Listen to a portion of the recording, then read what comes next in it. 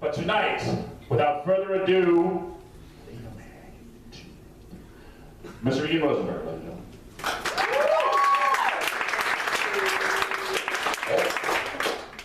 Thanks for having me. Thank you for coming. Good, this is a great radio show. It's better. It'll be better on radio. Better looking. No, first of all, thank you guys for coming. I know there's a bunch of stuff going on, some of it nearby. Hey, thank you for coming! All right! Give them a round of applause! Give it up for the more. Oh, yeah. Yes! They came with name tags. Thank you for coming with name tags. So, Nathan, what did you... Sorry. That's what we were talking about earlier. So, let's go back. Okay. Take you back. Sure. You were a small child in Ambridge, I believe? I was born in Ambridge, Pennsylvania. Tell me about that. Well, I was born in Ambridge. Thank you for telling me about that. Anybody from Beaver County? Emily Wills, ladies and gentlemen. Miss Pennsylvania, 2007?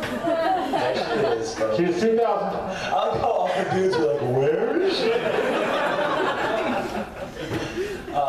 Yeah, I was born in Ambridge, and I moved away. I went to Penn State. Many Penn Staters? Yeah, don't be afraid. Don't be ashamed. We are. There we go. There's someone in the room. Oh, and first, before we start, I wanted to thank you. I think this is a really good forum. I came last month for just a couple of minutes, and I got the chance to see Rosenberger. That was pretty cool. But this is a neat space because I feel like all the time as entrepreneurs, we are forced to be in pitch mode, right? Where you're always kind of listing out what you're doing and what needs to happen, how much money you need, and it's kind of refreshing to be able to come and talk just about stuff. You know, it feels like therapy. I'm glad you brought that up. How are you going to monetize that? Yeah, we are, but not today. Okay, so you went to Penn State. Yeah, I went to Penn State, and while there, had the opportunity to be involved in some really cool stuff. And actually, it's important because, as it turns out, the first 5 employees of Thread are majority Penn Staters, and one of which I met our COO Lee, who's here in the plaid shirt. Lee was the chairperson of the Penn State Dance Marathon. You know, the Dance Marathon? He was the overall chairperson of Penn State Thon, and if you don't know what Thon is the largest student-run philanthropy on the planet. Last year they raised, what, 10-point-some million? And this is all students with cans on the side of the street. You've seen them probably in the intersections in Pittsburgh. So Lee was the chairperson of Thon, and I was the undergraduate student government president at Penn State. So we met in 2004 or ish, and 2005, and you know that Lee was really interested in kind of sticking with something that he loved, you know, and we kind of loved. I was involved with Thon a little bit, and certainly loved student government. You know, when you're in college, you think about those things. You're still connected to your dreams, right? To the idea of like, man, what am I going to do that makes me feel good? You know, that makes me really feel like I'm giving back to something. And I feel like many times after school, we lose that rather quickly because you're kind of forced with the rigors of paying taxes and car payments and rent and all the kind of the bullshit that comes along with, you know, life. So I did the same thing. You know, Lee went off and, you know, went to business school, and I went off and went on reality TV because, you know, why not? By the way, business school, reality TV, very similar. Very similar, yeah, very similar. And traveled around a bit. So wait, did you seriously just go away from Penn State to... Yeah, I went straight to Survivor. Survivor? Well, that's not true. I had like a 3-month stint. Because on Survivor, like my thing was like dolphin trainer, and then it was like Ambridge, PA. It's like, well, there aren't a lot. Yeah, not a lot of both got both trained. Yeah, right. So I think it might have said Key Largo. I don't remember, but I moved to Key Largo. So you're a liar? No, but you know they kind of try to pigeonhole you. So I went to work right after school at a dolphin-assisted therapy program in Key Largo. Wait, where did you major in Penn State? Agricultural extension and education. Awesome. You know that factory closed down. Yeah. Right. So nothing to do with that. So wait, okay, so you leave campus. Do you know what you want to do? I had no idea, and I think that's okay. I get a chance to talk to lots of kids now, and the title of my talk when I talk to like students is "How Not to Suck Before You're 50." You know, because I feel like a lot of people, they leave school, like I said, and they go off and they do their thing, and they just lose sight of what it was they wanted to do when they were little. You know, every little little kid's awesome, really cool. And I think at one point between the time when you're a 5-year-old and the time when you're a 50-year-old, a lot of people start sucking, like big time, right? We all know them, you know, and I feel like with the entrepreneur community, you get a chance to kind of take a lot of that back. But it took me a while. You know, I did Survivor, and then after school. Wait. I want to get this kind of arc. So you leave school, you're just like dolphin guy. Most people that leave campus, they want to chase their dreams. It's not realistic.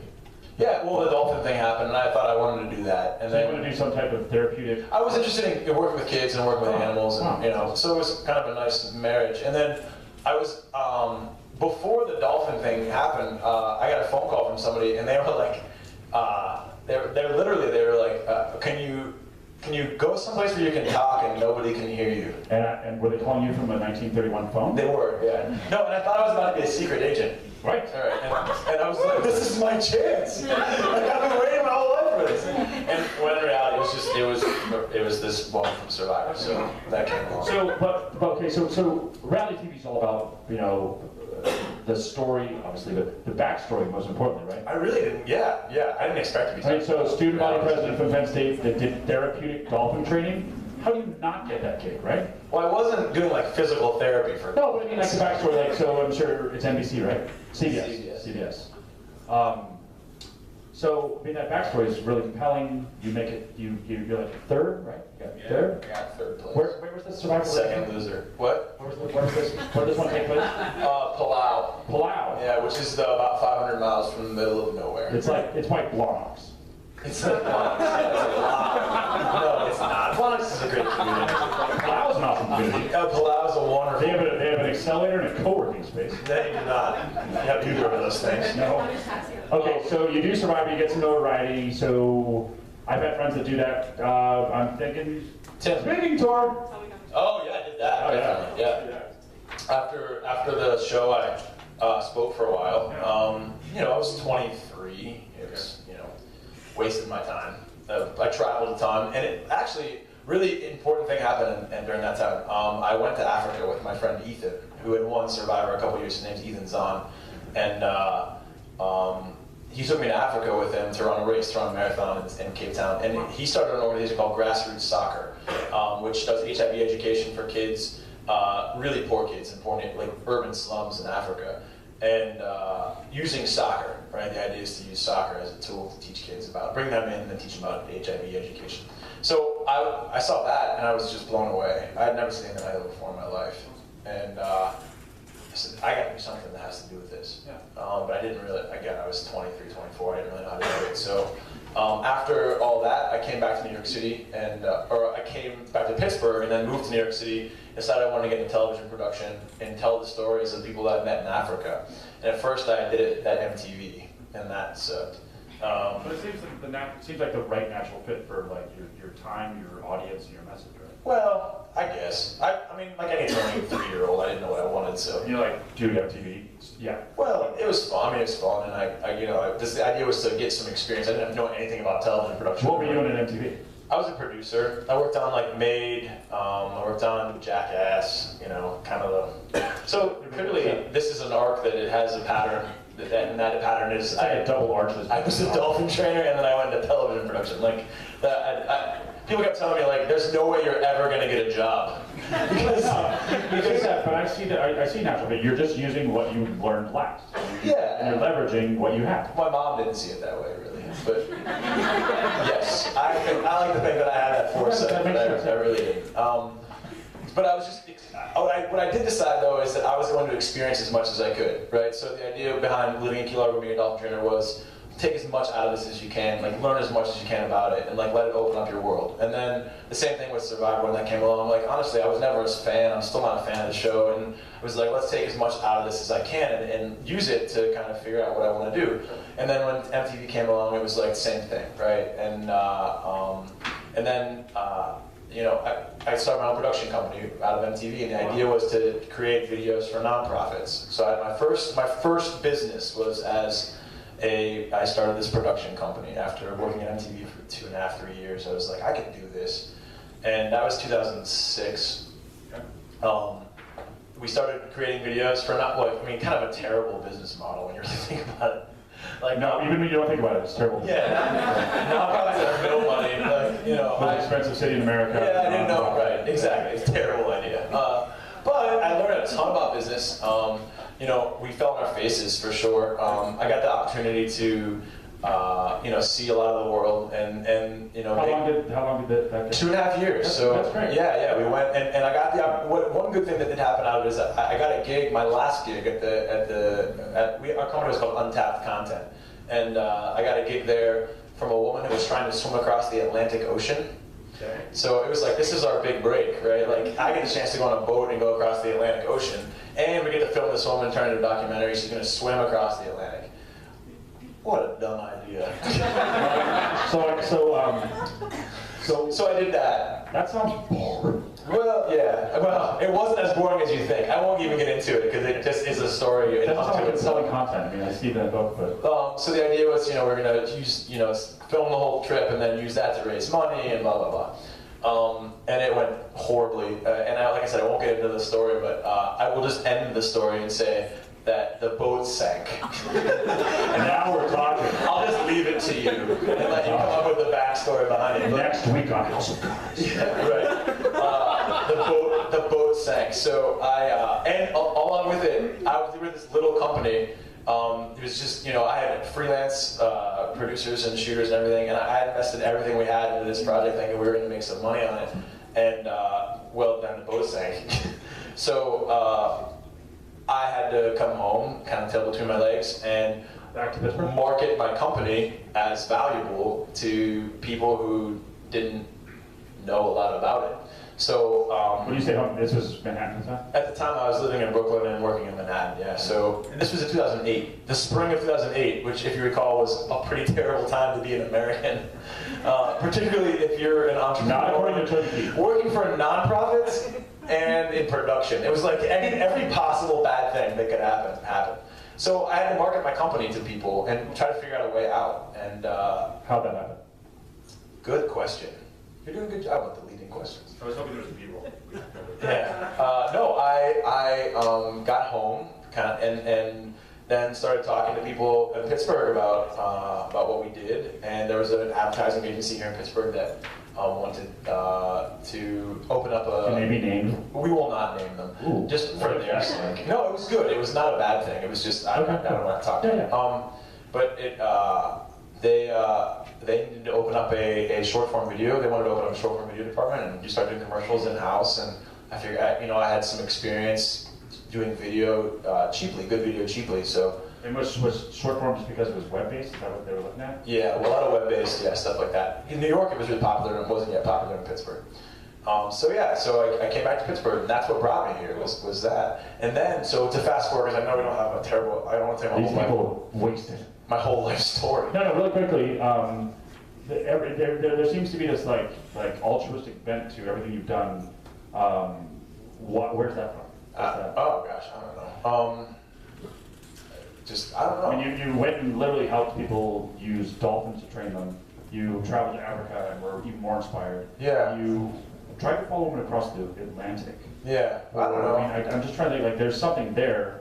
Well, I think we all just want to do stuff that makes us feel good, right? I mean, like, at the end of the day, it's like, well, we do stuff that we love, and I think that's one thing that's really special about entrepreneurs is the idea that, you really fall, we all love what we do so much, even if it's wrong, even if we end up falling totally on our faces, we love it, and we will tell anybody who will even give us the time of day about it in a 30-second increment, and so, I don't know, for me,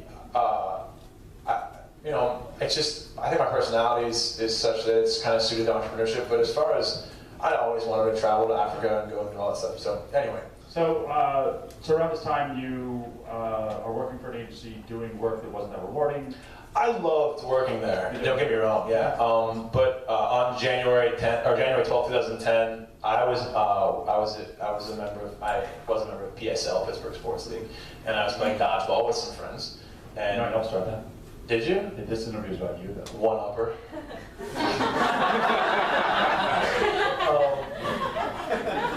I took a sip of my beer there. I'm buckling in.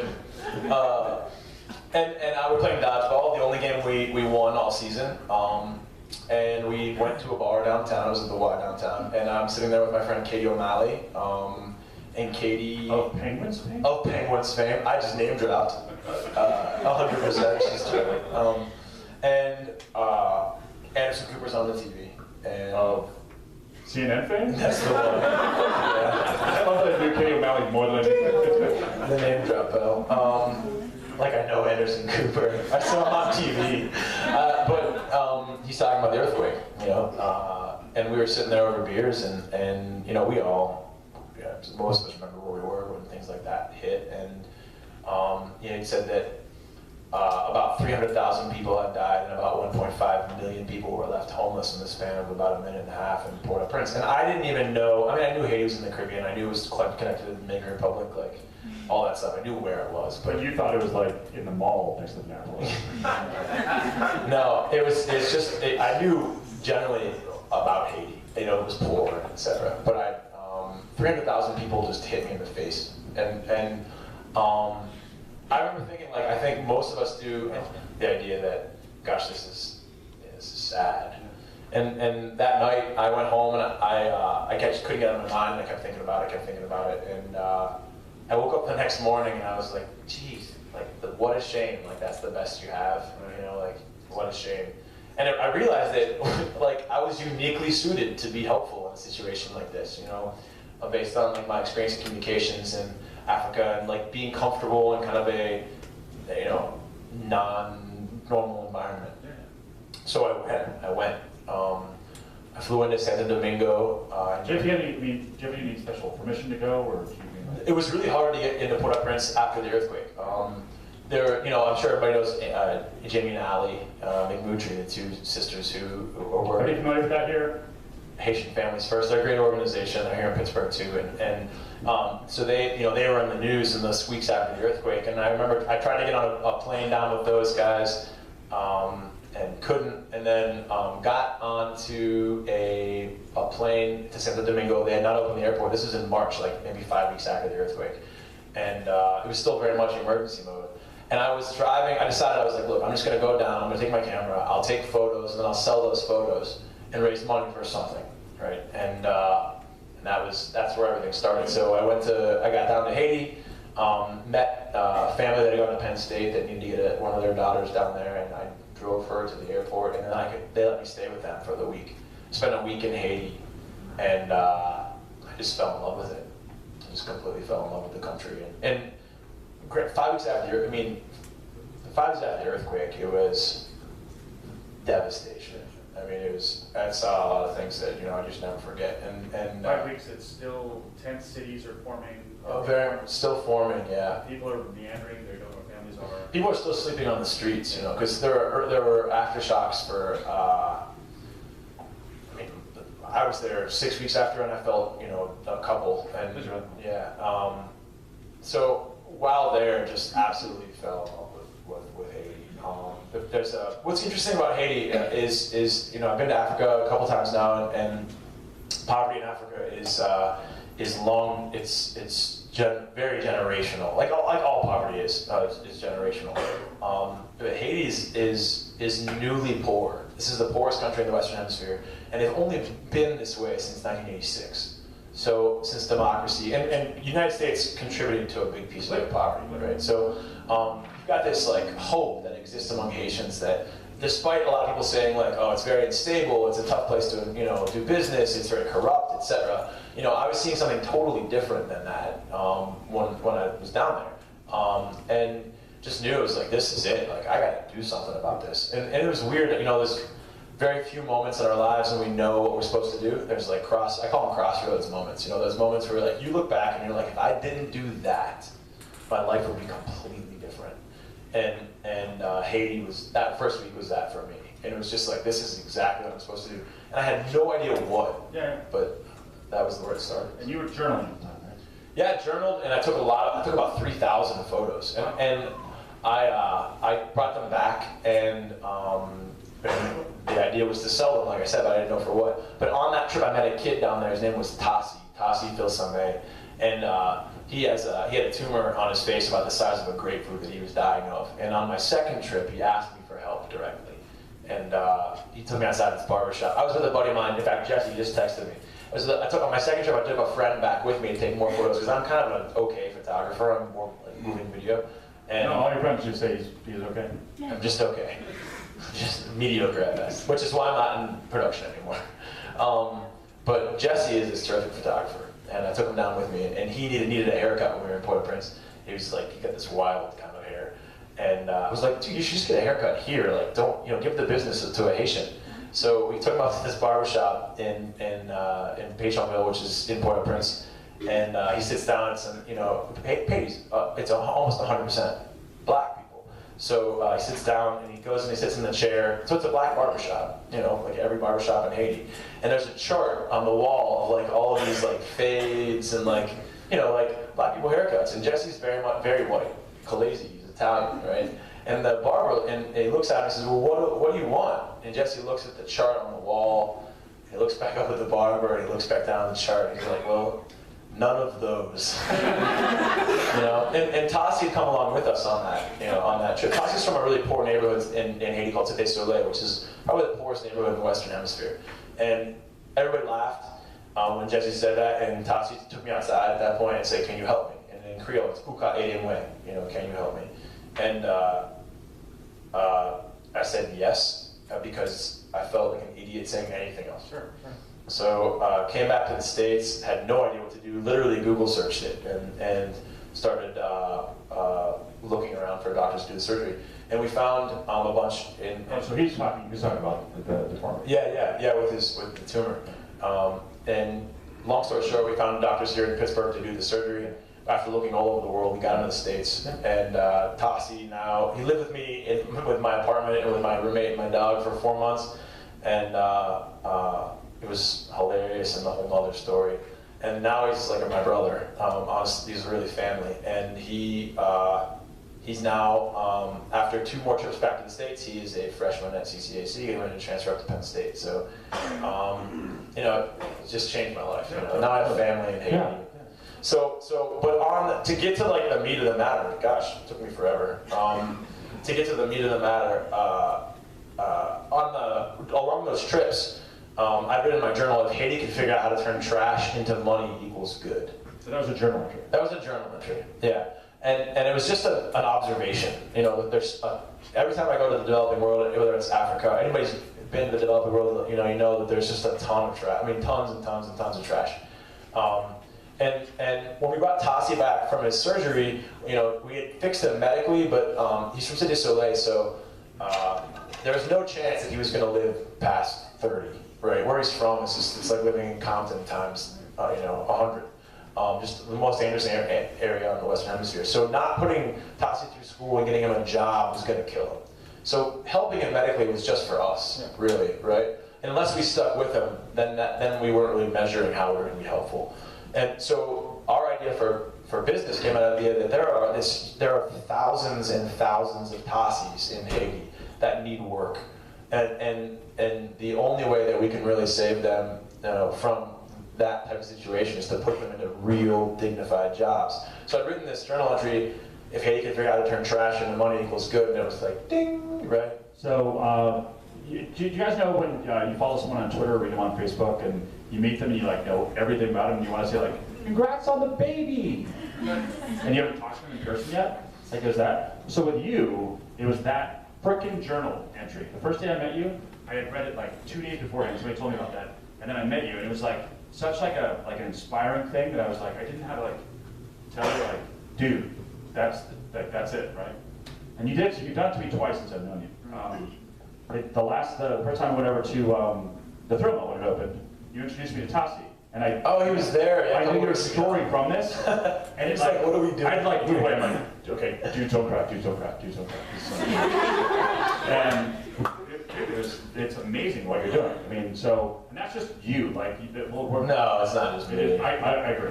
That's true. But you have a heart for this, so I just want to say like, there's 2 times I should have like manned up and been like, that's the shit. You want a hug or something? No. Maybe Valentine's note or something? Sure. All right. So that was it. I mean, the business, So we're a social business, right? We're a social enterprise, and there's not a lot of us in Pittsburgh, but we are one. And I just gave you kind of the really long story to like why we became one. You know, a lot of people start businesses that you know just make money, and that's fine. There's nothing wrong with that at all.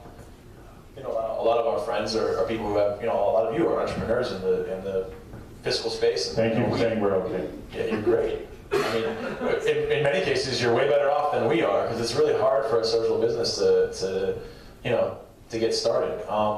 But the idea for Thread literally is there's a huge, enormous market on the planet for recycled goods that holds an even more enormous amount of intrinsic value. So the idea is there's all of this trash that's being produced every day in developing countries, and all of these people that need to be put to work, these two enormous environmental and social forces, right? And the only reason that we're not investing in these places is because there's this perceived fear about investing in developing countries. So what we're doing is the whole idea behind Thread is to turn those two things on their ass and say, look, we're going to take advantage of the natural opportunities that the developing world offers and use that and leverage the quality of those stories to add value to goods, right? So you've got a lot of companies that are creating recycled fabrics out there, right? And all of them are saying this is a recycled fabric, and they're coming almost 100% of the time from China and the Southeast Asia, Vietnam, Cambodia.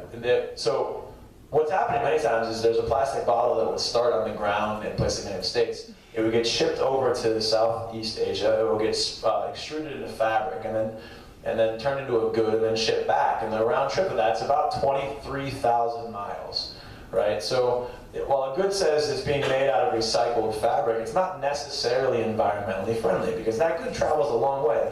And there's a lot of really great companies out there. Like, I'll give you one example, Patagonia. That, Like the vest I had on earlier, that was North Face does, you're wearing a a North nice Face. try, but not really good. No, it's not that it's not good, it's that that's just the best there is right now. Like, Patagonia spends an enormous amount of time trying to be a responsible company. I mean, they wrote a book called The Responsible Company. And they're the best people in the world at this. That's what they're doing.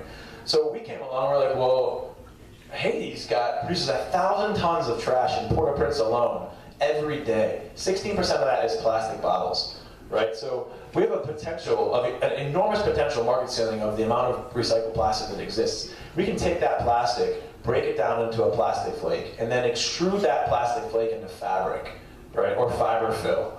And then that fiber fill or fabric can be turned into goods that we all buy every day. And then the trick of the company is really then telling the story of the people that we help, the Tossies along the way, that are getting jobs because of this plastic that's getting picked up off the ground. It means an immense amount of... Wait, I'm not getting it. So what do you mean he's getting a job that he's getting garbage picked off the ground? So that's a good question. So the idea is we can put Haitians to work by placing value on waste. So they're recycling and they're getting paid a job. Yeah, so the way that it works is we've got we're an idea foundry company. So we pitched the idea as a social business to them a while back, and they said yes. There's a couple people in the room who were really instrumental in that, and we got our first $50,000. We had no business, kidding, $50,000. We were just an idea, and they believed in us, and that means a whole lot. That was the first thing. And they helped us develop the idea into a business concept. And the idea is we needed to get plastic up off the ground. So we looked at the landscape and said, there's all this plastic on the ground, but how do we get it up? And so the idea was to create a market price for it. There are some organizations that were kind of investing in that area. So we partnered with them and said, look, we want to help you blow this out. So we have a partner organization that collects. They have 20 centers on the ground in Port-au-Prince where you can bring up your plastic and get paid on the spot for it. And they're independent franchisees, so each center employs about 3 people, and about, on average, 50 people then bring their plastic to the center and get paid on the spot. The centers are the best of the ones next to marketplaces. So if there's a market where people are selling, mangoes, goats, whatever, you can bring your plastic bottles, get paid on the spot, and then go to the market with it. So it's kind of an ATM machine. And then all that plastic then funnels to a processing center that we have in Port-au-Prince that we then process the plastic into, we wash it and we grind it into this clean plastic flake. It looks like some so you're putting physical infrastructure in Yeah, that's the idea. Is it hairy politically to do so as a? No. I mean, it's Haiti, right? So it's I mean, it's not like it's the United States where it's all these years. I can talk for hours about the history of Haiti, but I won't because you wouldn't like this as much. Yeah. They were elected a new president, Democratic elected president about 3 years ago, 2.5 years ago. And no, it's stable, it's easy to do business in. That's the biggest thing that's been a surprise to me because everybody says, and pitching for us is really difficult. It's because when you go to traditional investors, they think you want donations, and you're like, no, we're a business, we're a for-profit business. We're bringing a return to our customers, and we're a social business, but like, just because we're fiscally or environmentally and socially responsible does not mean that we're not fiscally responsible. So, just like any social business, every time we've had to make the right decision, it's also been the good business decision. Right, but that's not immediately apparent, right? That's hard for investors to know that it's hard enough to do one thing right. That's right. And deliver on that. And now you're bringing in this altruistic bent that, boy, is that all going to be at the sake of our first decision? Yeah, but it's not like we're trying to do multiple things right. It's just like so doing it. Investors call me and ask for a triple bottom line. Like I'm getting like background, like what's this crazy thing that you guys are doing in East Liberty with this social stuff? That's hilarious. Yes. It's. Well, and I think, and I want to talk about, I think that the American impression of what's going on down there took some severe hits with some high-profile people going down under the banner of "We're here to help," and they made it about them, right? Yeah, no, that's so that's scary. That any excuse investor has to say no. It helps if they have the high-profile one to point to. Yep. So that when you're out doing the best you can, right, it's easy to run out, right? Yeah. Well, you made a point just a second ago I want to address. Number one, like the idea of trying to juggle more than one thing at once. Like it's just one thing. It's just doing it. I know it is, right. But yeah, I can understand. Yes, when we pitch, it's difficult because you get, particularly like we say all the time, if we were in Boston or San Francisco, we would have filled our first round quickly, right? But are you guys like the Threat International for, Yeah, we've been in one of lots of companies. But in Pittsburgh, we said, well, look, we love Pittsburgh. We're from here. We're going to set up roots here. It's important for us to get, funding here. And they're not filming any more survivors, so. Right, and I'm not going to. Right. Yeah. So we pushed, and it took us a long time, but February was a good month. We just did $330,000 in funding this month, and That's a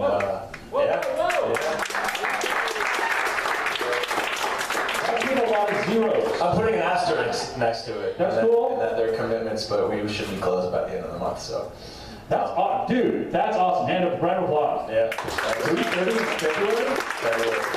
been working on it. Oh yeah, that's dude. I have an interview go without unless I do it now. Fist bump, yeah. So we're really excited about the kind of the business side of thing. But pitching is very difficult when you're a social enterprise. And what we're hoping to be is we're hoping to set an example, not just here in Pittsburgh, but in the developing world. Like we hope that the work that we're doing in Haiti, the business model is such that right now we're just recycling plastic. Our business model is 3 stages. It goes recycled by thread, powered by thread, made by thread. And recycled by thread is just picking up plastic off the ground, getting it out into the general commodity world and selling it at a profit, right? Which we're doing right now. The next phase is we take that plastic and we transform it into fiber filler fabric, and then we use the intrinsic value of the social and environmental story, right, to sell into existing brands, goods who are looking for differentiators. So you take, a lot of different things. You could, I'll give you one example: dog beds, right? There's folks here in Pittsburgh who manufacture dog beds, and it's a very saturated market, and they're looking for differentiators, and they can. Dog beds are saturated? Yeah, right. There's a lot of dog bed manufacturers out there.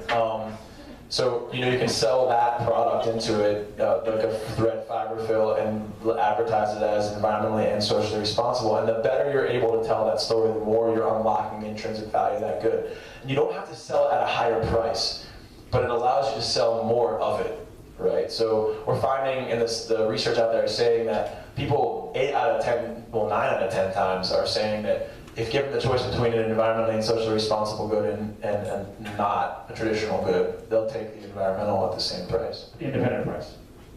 Independent, what do you say? Independent? If price weren't a factor. Yeah, that's right. So, yeah. So there's a couple of really good examples out there of social businesses that we use a lot. Tom's is one, right? Everybody's heard of Tom's, right? Tom's, for all their good side, right? Yeah.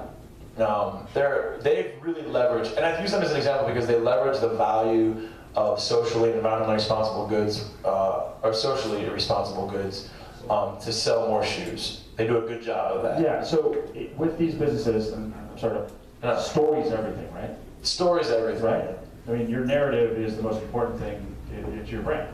And Yeah. therefore your bottom line. Well, I shouldn't say that. Story's not everything. Transparency is. Okay. Actually doing what you say you're gonna do is the most important thing. Okay. Are you seeing that you have to be the face of this brand, or Like me? yeah? No. Okay, cool. Yeah, it doesn't. You know, it just shouldn't Tom, be, you know, yeah, Blake. Yeah. yeah, he's writing books and talking Yeah. about his boat and. Oh yeah. You know. Yeah, that helped them with their It brand. totally does, yeah, and it shows the trips. But I mean, like, so I always see a lot on these third bottom line companies where a lot of times you gotta check, is it vanity or? Oh yeah, definitely. You have to check. People and look at Tom's model. Tom's model is buy one, give one. Right? You buy a pair of shoes, and then when you buy a pair of shoes, somebody gives those shoes to somebody else. Right? So a new pair of shoes to a poor person. And I mean, people get a pair of shoes. That's great. But what happens when those shoes run out? Like, where do those shoes Hey, I got a manufactured? question, and you might not know, but like they sold into like their channel partners like Nordstrom's and Higher End Shoe. Are they doing the one-to-one still on that? Yeah, they do. They do it on everything. But like and I don't want to take anything away from Tom's because they're a good business model. But the buy one give one. Well, if you're not producing shoes in poor country, you're taking jobs potentially away. When you're just flooding the market with shoes in a poor country, you take jobs away from cobblers. Yeah, it's Right? funny. Or shoemakers, people who are selling other shoes. Tom seemed to have dodged it, but Warby Parker is getting that right on the nose. Yeah. And well, then there's other. So they're an example of when we said, okay, I think we can improve upon this, and like their heart's in the right place. They're just working through a problem, that they gotta work through. But like Ethos Water, Ethos is. You've seen Ethos in every Starbucks in America. Yeah, Ethos started as a social venture. The idea was take a little bit of money that's made from every Ethos water that's sold and use it to help drill wells in Africa. They sold to Starbucks in 2008, and their CEO is now the head of the White House Office of Social Entrepreneurship. So, Method's another great example. Method cleaning products, right? Realize these are all crowded markets: shoes, cleaning products, water, right? The differentiator here is not necessarily IP. The differentiator is story, how well you can tell the story and unlock that intrinsic value. And Method does it just through the environmental idea. They just merged with a Belgian company for like $500 million, something ridiculous. All right, hey, I know you guys had some beers at the front. I want to open it up to questions right now. We're not done, but I'd like you to have questions up to this point. Yeah, please. I'm interested. Lee, are you asking a question or are you shopping with beer? That's even better. I would like a beer. And if anyone on this side of the room notices, I would like one too. Creepy, please. That's my COO. How about that? He went to business school. There's a question in the back. Yeah, go ahead. How many guys are you working with right now? How many employees do we have? Yeah. Well, 3 of them are here. Raise your hands, threadheads. And there's 5 of us. And then we have a nonprofit partner called Team Tassi that prepares families for jobs in Haiti. So everybody And Pittsburghers for Waterville. Yeah. So our nonprofit, we're 2 separate organizations. Don't share books, don't do anything like that. But the nonprofit partner prepares families for jobs, and then Thread places families in jobs and uses them for employment. And that's we have 2 employees there. Vivian Luke is our executive director. She was at the Forbes Fund before she came to us. And then Julie Noblick, who's a friend of mine from college. Yeah, follow-up question? Yeah, just kind of like follow. What does the next year look like for you guys? Yeah. What you're trying to do over the next 12 Great question. Yeah, so this year, 2013 is going to be a growth year for us. 2012, we started revenue. We have about $25,000 a month in revenue. In the next 2 months, we should up that to about $75,000 a month. We're bringing in about 4, those collection centers I mentioned, we're adding about 1 a month. And we're bringing in about 400 to 500,000 pounds of plastic each month into our processing center. But we're only able to process about 50,000 pounds a month due to our machinery restrictions. So right now we're on the hunt for investment money to improve our machinery in a way that allows us to increase our capacity. So you just got 330. What are you guys raising this round? What are you going to do next? Well, we need more money, but I mean, you're we saying, can't really talk about that, I guess. can you tell me the magnitude of order you're raising? 10 million? Oh, our first round's 750,000, Oh, okay. and our second round's about, it'll be between 5 and 7 million. And then with the first round, we should get pretty close to profitability. Okay, that's awesome. Any other questions until, Karithi, yeah. So I was curious, you mentioned the story of Kovner, the whole idea that there's a sensitive balance between job preservation and the retraining of new skills. So I was wondering from your perspective, you have some professions that some view as dying professions. How do you navigate that fine balance between creating, keeping jobs, right, for people who are currently there, but also encouraging some sort of retraining, which you may need to actually work with. When you see retraining of, jobs that are dying in the developing world. It's like, there's like Kovner, right? Yeah. You don't want to just jump bottom of the pyramid jobs, is what you're saying. You want to create higher. Yeah. Am I understanding you? Yeah, it's a fine line, right? Yeah, it is. Because we still need to keep people employed. At the same time, we also need to train them on new skills. Yeah. So how would you recommend handling that balance? I got your question. Good. Yeah, it's a really good question. We came at this from the perspective of creating jobs, as many as we could. And Haiti, just to give you a sense, has about a 67 or 68% unemployment rate. So there's a lot of people who need jobs. But not all those people are, the development terms, BOP, bottom of the pyramid, right? That big base of potential available workers that would work for very low wages if you were that type of company. The vast majority of manufacturing jobs, the reason that we went to China for manufacturing jobs is because the wages were low, right? The reason that the world goes to these places is because wages are low. But we see the opportunity to create dignified wage jobs that allow wage earners to make a decent living. But what you're asking is how do you then maintain a balance between the people that are maybe educated in Haiti that want to stay, but otherwise would leave, diaspora, right? That happens a ton. In fact, 85% of educated Haitians live outside of Haiti. 85% of educated Haitians live outside of Haiti. And we expect Haiti to stand up on its own. So I'll give you a couple of examples. All of our team in the States is from the States, but as quickly as possible, it's important for us to establish a management team in Haiti. That takes time, obviously. It takes time to find those people. But we've got one person now that we love, that we want to groom to take on a country director's position. But we're in the midst of that, capacity building. But it does take time because to find Haitians and find folks from country that want to come home is difficult. Does that answer your question? We can talk more about it, because that's a really good question. And also, I should mention too, that one of our mentors, one of the guys I go to all the time on this is in Pittsburgh, is Bill Strickland, or the Manchester. He's one of our just an advisor. And so I ask him a lot. Yeah. Is there any plans to take this model to some of the other development countries? Yeah, you got it, man. That's the whole idea, right? So we want Pittsburgh to be the hub and Haiti to be the first spoke. And then we're already looking at countries. We got a call from USAID in Tunisia, and we love the idea of an Arab Spring country. Whether it's Libya or Tunisia, Egypt's got a pretty decent economy, but Sudan would be really cool. Our mission statement says that we take trash from the poorest countries and transform that into jobs and useful stuff that people love, right? So for us,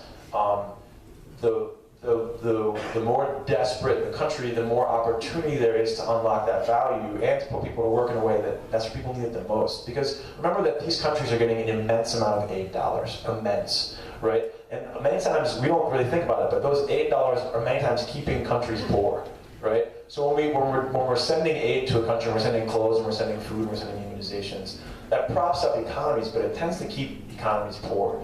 And there's some really great examples of one really great example of countries that are doing it right. One, it's Rwanda, right? Remember Rwanda in 94, 95, enormous genocide, one of the worst in history. And Rwanda made a decision after the genocide that said, we're not going to stand for this anymore as a culture. So what they did was the President Paul Kagame, he spoke at CMU a while ago when CMU became a Rwanda campus, went and saw him.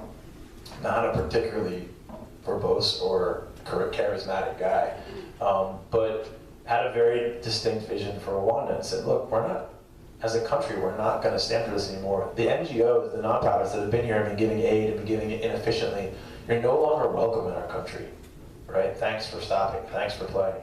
Those businesses who want to invest in Rwandans, you guys can come through. So, what else? Well, I don't want to leave, I think that we left a chunk of, I think we brought us to today. I kind of want to get some, The future? yeah, what's your vision? I mean, tangible vision. What are the next steps? What needs to be done? Yeah. Where's Stephen Miller going? Where is Stephen Miller going? I don't know. I have a couple questions. Let's talk about the vision casting on that. Yeah. And how do you explain that? What do you need here? What matters? And Can everybody hear me when I say that? There you go. Yeah, there you go. let's go to the vision casting. What are the tangible steps? And then two more. Okay, well, in 2013, we hope to grow our capacity from 50,000 pounds a month to about 300,000 pounds a month. What does that mean? That means that we're processing 300,000 pounds of plastic, which is about, what is that, guys? About 6 million bottles, 18 bottles a pound, 6 million bottles a month, and turning that into our commodity, which is plastic flake. This year, we hope to execute our first Powered by Thread agreement, where we're turning that plastic flake into fabric and selling that into goods.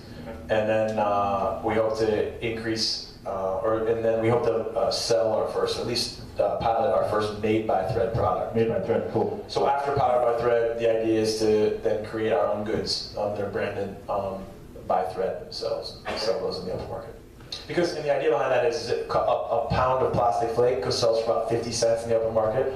A pound of fiber fill, sells for about $2. And then, I'm wearing a belt right now that's made with PET, recycled PET from REI. It's made from about 4 ounces of plastic, and it retails for $30. So you can see how the profit margins get really exciting quickly. By the way, anybody, don't feel free you're not locked to your seat. There's beer in the back. There's candy. You want to get up and move around? Yes, and the cheap seats back there. Matt? So in developing countries, in these commodity markets, where the governments are clearly aware of a resource or become aware of it, you have a very difficult time maintaining profit margins. How do you keep the governments in these places out of the business? Because it seems to me, just like you, they look around every day and see lots of this stuff piling up. They're looking for any resource they can. Yeah. How do you keep, in many of these countries, the ones you just named, government stability is challenging. How do you keep them from becoming a competitor? Well, I mean, one of my heroes in the entire world is Paul Farmer. He started Partners in Health. If you ever get a chance to read a book called Mountains Beyond Mountains, you should. It tells the story of Paul and what he does, what is his work in Haiti and his work in the developing world. And one of the things he said that stuck with me, and I think about it every single day, is that you can't save countries by starving governments. Too often and for too long, we have decided to leave governments out of the equation when we're talking about creating business and delivering aid in effective ways in developing countries. And it's harder. That's the reason we do it, because governments are often corrupt, they're often difficult to deal with, they're slow moving, they change a lot, all the things that happen with the developing world government. But the thing that you have to do is involve the state in a way that is productive. And that's extremely difficult to do, and we struggle with it still. But I would say that the answer to your question for me is you have to involve yourself in the government, even if it's counterintuitive to your business. Because in the long term, by involving yourself, you're going to stick around longer. And we've seen success stories of that happening in Haiti that we love. So the hospital system, for one, they decided early on they weren't going to be just a community health system that existed on their own. They were involved with the Ministry of Public Health. And because of that, they single-handedly developed an honest-to-goodness health system in Haiti that's working. So there's no reason that can't happen in business too. In fact, right now, Prime Minister Laurent Lamont, who's the Prime Minister of Haiti, they banned styrofoam containers, right? Because thread eventually touches plastic. We're looking to move into other waste streams, right? Well, because those are all valuable. So styrofoam, he put a plea out to businesses that said, anybody who knows what to do with styrofoam containers, be in touch with us. And there's some terrific things you can do with styrofoam. So, seriously? Go ahead. Yeah. Make stuff out of it? Yeah. We have a sister organization, not sister, we're partnered with an organization or associated with an organization who has manufactured, everybody hear of straw bale houses? You know, a really popular alternative building method. Doing the same thing with styrofoam packaging in places like Haiti. And Because there's Bloomberg's gonna ban it. Bloomberg's gonna ban styrofoam? Yeah, no joke, that's his next move. They should do that. Yeah, yeah. So, yeah. Okay, so, Did you have a question? yeah, Nezzy wanted to talk, Mr. It's somebody James. back, you got a question too. I just was curious. And you should ask now. Okay, well, I know a lot for example, in India for a while, there was this huge business of shipping container ships full of plastic bottles to India and mountains of plastic bottles. Is that going on in Haiti? Are you looking at getting plastic bottles from other countries coming in? Like, that's a business in itself, or is it just all locally produced waste? That's a good question. Locally produced. The idea is to not ship anything. We don't want to import trash, but we do want to set up infrastructures in countries that do need it. So Haiti's the first, and they have plenty. They have more trash than we could ever use, and they're manufacturing more trash every day. And it's a renewable resource, right? Which is interesting, but it is. We have to look at it that way. So yeah. Nezzy? What you're doing, Yeah. and what your company is doing, I think is a fantastic proof of concept for a bottom-up approach to economic development, Yeah. leveraging the intellectual talent of social entrepreneurship to make that happen Mhm. in a third world. Now, thinking locally here, regionally, and you obviously mentioned your ties here to Pittsburgh and development of Pittsburgh. Do you see, historically, Pittsburgh has been more of a top to bottom approach to economic development, which is showing success, obviously. However, there are neighborhoods here in Pittsburgh that are underserved that haven't necessarily seen the fruits of that. Do you see this kind of bottom-up entrepreneurial approach? Could that be applied locally to some of these? Oh gosh, I think so. I think some of the lessons we're learning in urban Haiti have applications globally, for sure. The difficult part of what we're doing is that a big part of our business model depends on the fact that labor is relatively cheap. And even at dignified wages, it's still one of our lowest line items. In Pittsburgh that changes, but that doesn't mean that there can't be really amazing things that happen here from the bottom up. And I think that some of the lessons we're learning here in the next 5 years are going to pay huge dividends to the neighborhoods we work in. I don't know how yet, but I think that's one of the reasons that we just are working with the URA now here in Pittsburgh, and I think that's one of the reasons they got excited about it was because I think there is potential there, and we're thinking hard about how to unlock that, but. Our office is right there. Right here in East Liberty, and the United States suffers from relative poverty, not absolute poverty. Very few cases of absolute poverty, right? Tassi always tells me when he first came to the United States, he used to take pictures of fat people all the time. I'd go to the science center and take pictures of fat people, because he's like, in the United States, even your poor are fat, are obese, right? And that hit home for me. That said, the poverty, I don't mean to take away from the poverty that exists in places like Homewood or East Liberty or other places, because there's certainly poverty here, and I think there's ways to take advantage of it, yeah. Well, and thank you for taking one of my last question out of your profile. So, you have a company that you operate in Haiti Yeah. and Pittsburgh. Mm-hmm. It doesn't seem like, other than your will and your choice to be here, Pittsburgh really matters in the ecosystem. That's not true. I think that, first of all, Pittsburgh's home. So, Understood. But we actually a couple weeks ago we were sitting there and we were like, what's holding us here? We had this conversation, and I think it's important to have as entrepreneurs, like, what is holding you here in Pittsburgh? Like, why are you here? And why is the energy so good here? Is it hype? What is it? And there's several things that have just happened in the past 3 weeks that are genuinely keeping us in Pittsburgh. The URA is one, the PEF, Pittsburgh Entrepreneurs Fund, they came through, we're going to get funding from them. That was enormous for us. The Keystone Innovation Zone, that's an enormous step forward for us. Us being the beauty shop and being able to access that, it's going to, we thought it was too good to be true. If you don't know anything about the Keystone Innovation, you should. So, Beauty Shop just expanded across the Liberty Building that is sitting on the Keystone Innovation Zone. It is a would you say, opportunistic way to say where government funds should be applied? Yeah, well, here's how it works quickly. You can take your they give you a huge tax break for growth.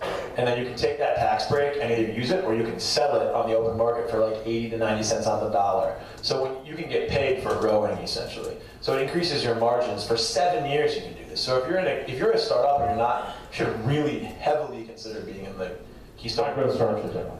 Definitely, yeah, so. So those are the questions I had. I want to turn it over to our kind audience, including Steve Morrow. Yes.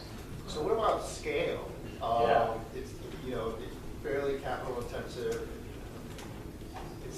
From what I know, the recycling business is pretty fragmented industry. So how do you guys see continued growth? And what's your ceiling in Haiti? Yeah, that's a good question. Well, first, we decided early on to not take on a lot of capital liability. So the collection centers aren't ours. The processing center isn't ours. So what we've done was we set up exclusivity agreements with processors that exist, went to them and said, look, if you let us invest in your line and take a piece of ownership of it, then you can run it and we'll improve your margins. So rather than own equipment in Haiti, which we thought was a bad idea as a young company, right? And you don't want to own capital-intensive equipment in a developing country. It's not good on your books. So we decided to partner with existing and strengthen them. So that was one way that we decided to do it, and we think that'll be helpful to do it again. But as we scale, there's a couple of areas we think that we like. Haiti's a good learning model. It allows us to talk about, because we're in a developing country, you have to always think about your red button strategy. Like what happens if all hell breaks loose and Haiti, has a coup and we have to get out of there. And we decided that we can, not without duress, but we can pack up our entire company, move to another country, and get it started in the span of a couple of months again. It's so important for us to stay agile that way because we work in the developing world. And we tell investors that, they're like, well, yeah, but how? And we're like, well, we don't own anything in these countries. It's not difficult for us to get out. We're not losing any money. All we're doing is taking advantage of an existing opportunity, and because there aren't any other companies in these spaces, we have privilege, right? We have the opportunity to move first. So if Haiti, all hell broke loose in Haiti, we had to move on, we could go to Honduras and in a matter of a couple months, find a recycler and get moving again. So scaling for us is really important, but... Two more questions, please. Go ahead. It doesn't matter to me. You pick. No way. All right, go ahead. You're there in front of me. So if that were to happen, the people that you're helping, Yeah, that would obviously not be good for it them. would suck. And so there's a lot of talk about profitability, and you're hoping to grow, and you talk about the REI belt that sells for $18, and so the material itself has a lot of potential as a profit making thing. Mm-hmm. I'm sure you're keeping metrics too on the number of jobs you're creating, the people you're helping. At what point, how do you juggle that? Like, is it, because obviously as a for-profit company, you want to make more profit, your investors want to see that. Yeah. As a socially responsible company, You have to make you decisions. want to create more jobs and help more people. And then this whole red button thing kind of What happens? gets tricky, right? Because then all those people are kind of... Yeah, shit out of luck. So, could you maybe talk about that a little more? Like, Great question. Yes. So, we decided early on to hold ourselves legally accountable to our 3 bottom lines. It wasn't enough for us just to say we're a triple bottom line company. In our charter, we wrote into it that we have equal responsibility to our financial bottom line, our social bottom line, and our environmental bottom line. And we've set up metrics, and we're in the midst right now. Kelsey, who's right here, is in the midst of working through a system of metrics that allow us to figure out exactly how we're measuring those things. So that's the first way, is to hold ourselves legally accountable. And now in Pennsylvania, it's not legal, is it? It is, yeah. Oh, that's right. No, it is. So about 6 months ago, it became legal to become a B Corp, a benefit corporation, in the state of Pennsylvania. And if you haven't heard about B Corps, it stands for benefit. It's a new way of developing a business. It's like an LLC, but you hold yourself to higher environmental and social standards. Patagonia is the most notable B Corp out there right now. So we took a step when we first set our charter. Our attorneys were K&L Gates here in Pittsburgh, and we said, look, they look at us like we're crazy. And we were like, That's just how K&L Gates looks. yeah, all the time. They look at us like that a lot. They're like, you want to do what? so that was the first way. The second, and to speak to your issue of people in Haiti who would lose jobs because we'd leave the country. I got back from Haiti last night. I'm there once a month at least. I speak Creole now. I have family there. So to have to leave the country for something like that would be devastating to us. And obviously, it's the absolute last wave of defense that we have. There are very few, but there are times when that is a possibility to happen. So we have to be careful. It would take a lot for us to have to leave a place like Haiti, or any country that we're in. All right, one more question. Well, there's only two, so let's take both of them. Go ahead. 2 more questions, I said. Well, earlier you were talking about how often the aid money just ends up being more hurtful than helpful. And a while ago, I started working through a book called Bad Samaritans. Yeah. And I had to take it kind of in pieces because it's like a whole new way of thinking, first of all. Yes. But there's also like a whole lot of jargon in there that you have to dictionary. Like the word Samaritan. Like the word Samaritan. Yeah. But anyway, I was just wondering, so as I've been learning more about this new way of thinking, like a new way of deciding, what is helpful, despite your good intentions, so as you're addressing these very specifically in your business, have you considered any sort of advocacy, and I don't want to say lobbying per se, but like policy change, I guess? Yeah, definitely. Not lobbying. I think the best way to convince people that this is the right way to do things is to have a kick-ass business, right? To show people that a business like this can exist and make money in a place like Haiti and help people in a way that's measurable and real, that's the best thing we can do. And that's our plan, right? So if we do that well, we have big plans for Thread. The idea is we think that there's a model out there that we're starting to talk about and write about and think about that calls for a different way of doing business and calls for, I sat on a plane on the way down to Haiti next to this one from the World Bank. I was telling the Thread this morning. And there's this woman was like, well, my mission with the World Bank is to train people for jobs. And I was like, that's great, that's good. How's it going? She's like, we're training lots of people for jobs. And I go, what happens to them after they're trained for jobs? She's like, well, we don't have a lot of businesses to place them into. And I was like, well, that sounds like a pretty common problem. She's like, we don't have enough businesses to put people into jobs in. And what I realized was that everybody who works, many people, I shouldn't say everybody, but many people who work in the developing world are suited, right, whether through their schooling or through their mission or through how they look at the developing world, to get people ready for jobs. But not a lot of people come to the developing world for business because it's a contraindication to business, right? It's unstable. So we don't get the jobs created that we need. But I'll tell you, if you give people a job, they're going to pay to go to the doctor, put a roof over their heads, and put their kids through school pretty quickly. It's not like every Haitian wants to stay poor, right? So this whole idea, this way of thinking is new, but people still look at us like we're crazy. That idea of creating jobs is brand new, and we're just seeing it. We're just seeing the Millennium Development Goals, right? We're just coming up on the Millennium Development Goals, first set, and we're just now thinking how we're going to set the goals to 2030.